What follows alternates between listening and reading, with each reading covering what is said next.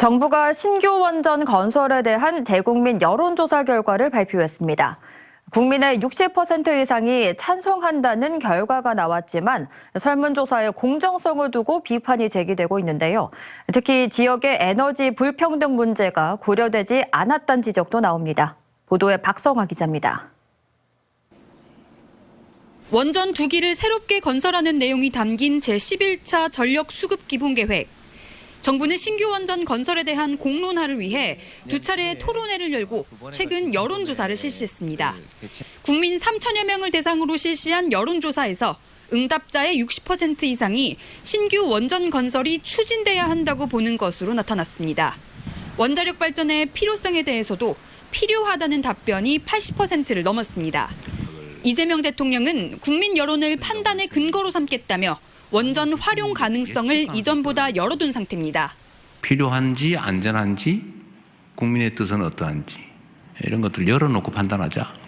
하지만 환경단체 등은 제대로 된 공론화가 아니라고 반발하고 있습니다. 결론을 정해둔 끼워 맞추기식 과정이라는 겁니다.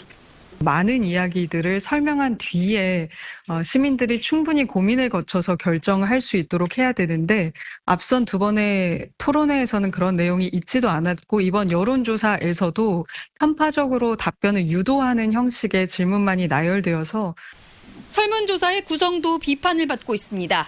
도입부의 원전의 위험성 등은 제외된 채 재생에너지의 불안전성 등 부분적인 정보만 제시됐고 문항 구성에서도 주민 수용성 등 핵심 쟁점들이 배제됐다는 겁니다.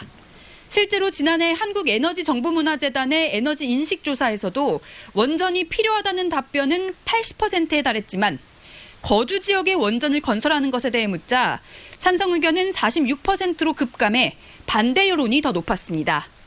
질문이 굉장히 예리하게 지금의 쟁점의 포인트에 맞춰서 되어줘야지. 그리고 거기에는 제대로 된 정보가 전달됐을 때 가능한 것이고 이런 여론조사를 통해서 정책을 결정하는 것은 적절치 않다. 신규 원전 부지로 경주와 영덕, 울진 등 경북 동해안 지역들이 거론되는 상황. 지역의 희생을 강요하는 에너지 불평등 담론이 묻혀선 안 된다는 목소리도 나오고 있습니다.